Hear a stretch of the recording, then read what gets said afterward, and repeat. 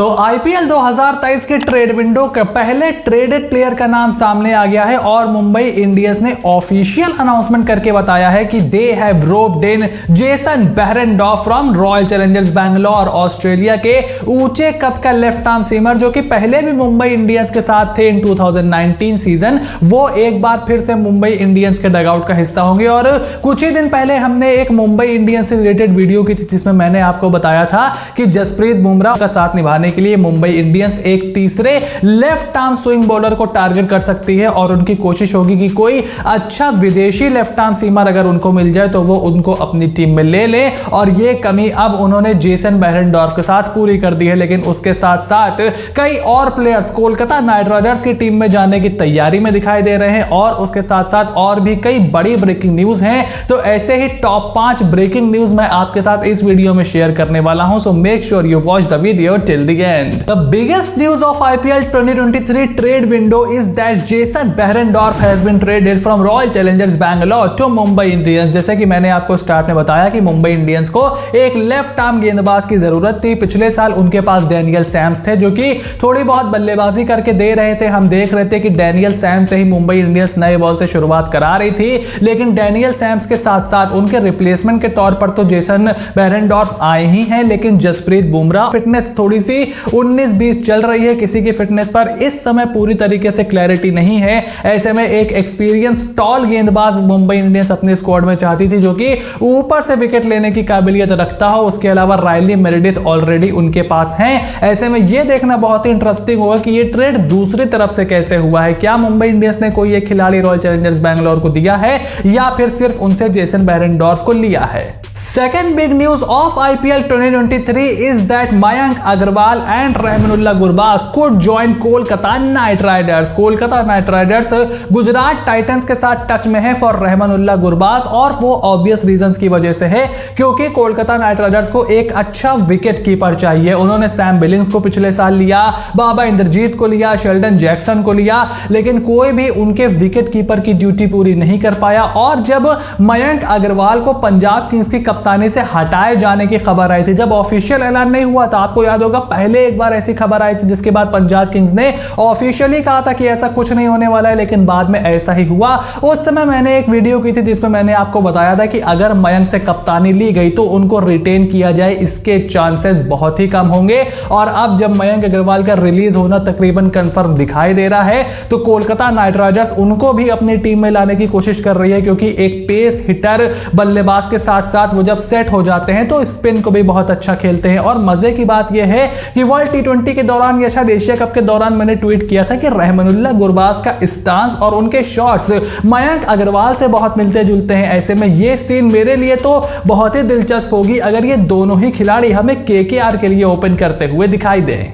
Third update from IPL 2023 trade window is that Rajasthan Royals are looking to trade Devdutt Padikkal। जैसे मैंने आपको IPL 2022 के खत्म होने के बाद हमने एक ऑक्शन स्ट्रेटेजी की वीडियो की थी राजस्थान रॉयल्स की, उसमें मैंने आपको समझाया था। उसके बाद मल्टीपल वीडियोस में समझाया है कि देवदत्त पडिक्कल पर जितने पैसे राजस्थान रॉयल्स ने खर्च कर दिए और जिस नंबर पर उन्हें खिला रहे हैं वो ना RR को फायदा पहुंचा रहा है और ना ही देवदत्त पडिक्कल के करियर के लिए वो अच्छा है। एक ओपनिंग बल्लेबाज को आप नंबर 4 पर खिला रहे हो जो कि एट पावर बाउंड्री क्लियर नहीं कर सकता, तो आप उसकी स्ट्रेंथ पर तो उसको नहीं खिला रहे हो और अपनी टीम का एक क्रूशियल स्पॉट भी मिस कर रहे हो। ऐसे में अब खबर यह है कि राजस्थान रॉयल्स देवदत्त पडिक्कल को ट्रेड करने के लिए देख रही है, लेकिन फिलहाल देवदत्त पडिक्कल को खरीदने के लिए उन्हें कोई बायर नहीं मिल रहा है। और इसके पीछे अगर आप मेरे से वजह पूछो तो यह है कि टीम्स ट्रेड विंडो में थोड़ी रिलक्टेंट होती हैं कि यार मैं किसी बड़े प्लेयर पे पैसे फंसाऊं, मैं कितना पैसा फंसाऊं, मैं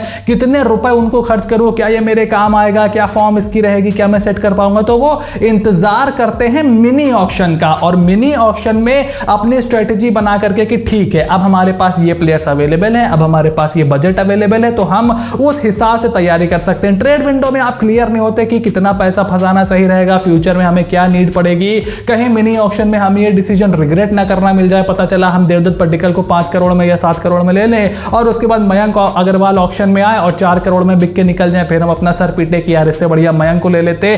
तो ये एक एग्जांपल था, लेकिन इस तरीके की चीजें अक्सर आईपीएल में हो जाती हैं और इसीलिए देवदत्त पड्डीकल को अभी फिलहाल खरीदार मिलना मुश्किल नजर आता है।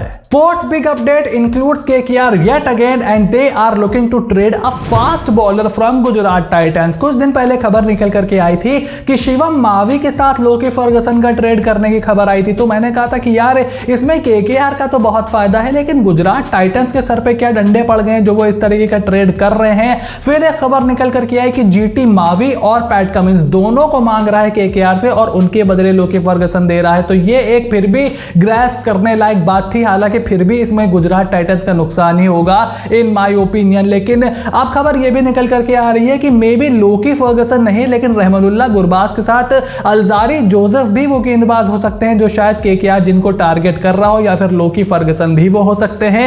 इस बात की पूरी तरीके से कॉन्फर्मेशन है कि जीटी और केकेआर इस समय टॉक्स में है और कोई ओवरसीज तेज गेंदबाज है जो केकेआर गुजरात टाइटन से मांग रही है। अब ये ट्रेड दो तरफा है या एक तरफा, उसके लिए हमें शायद ऑफिशियल कंफर्मेशन का इंतजार करना पड़ेगा, लेकिन एक बात तय है कि गुजरात टाइटन से कोई ना कोई खिलाड़ी केकेआर में जरूर आने वाला है। Fifth big update from IPL trade window is that Mumbai Indians and Chennai Super Kings have submitted their retain players list to BCCI. अब 15 नवंबर तक आईपीएल की सभी टीमों को बीसीसीआई को अपने रिटेन प्लेयर्स की लिस्ट सौंपनी थी, लेकिन मुंबई इंडियंस और चेन्नई सुपर किंग्स आईपीएल की दो सबसे बेहतरीन और सबसे प्रोफेशनल टीम्स ने यह काम ऑलरेडी खत्म कर लिया है। और जैसे कि मैं आपको कई महीनों से वीडियोस में एक्सप्लेन कर रहा था कि ये दोनों ही टीमें बहुत ज्यादा प्रोफेशनल हैं और ये ऑलरेडी अपनी तैयारियों में जुटी हुई हैं। ये कोई लास्ट मिनट का इंतजार नहीं कर रही थी और जेसन बेरेंडोर्फ को जिस तरीके से अनाउंस किया गया है उससे ये बात ऑलरेडी साबित होती है कि मुंबई इंडियंस ने जब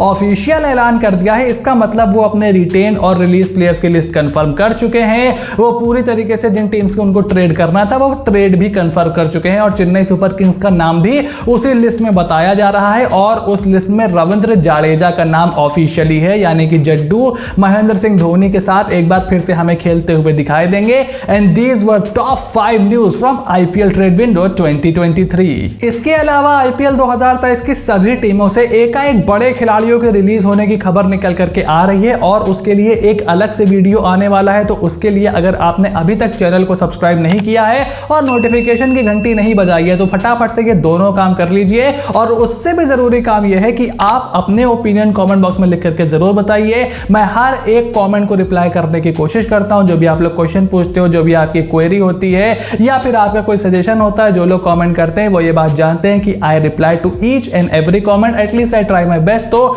वहां पर अपने ओपिनियन जरूर लिखिए और इसी तरीके की इंफॉर्मेटिव और एनालिटिकल कंटेंट के लिए चैनल के साथ बने रहिए। And I will see you soon in the next video.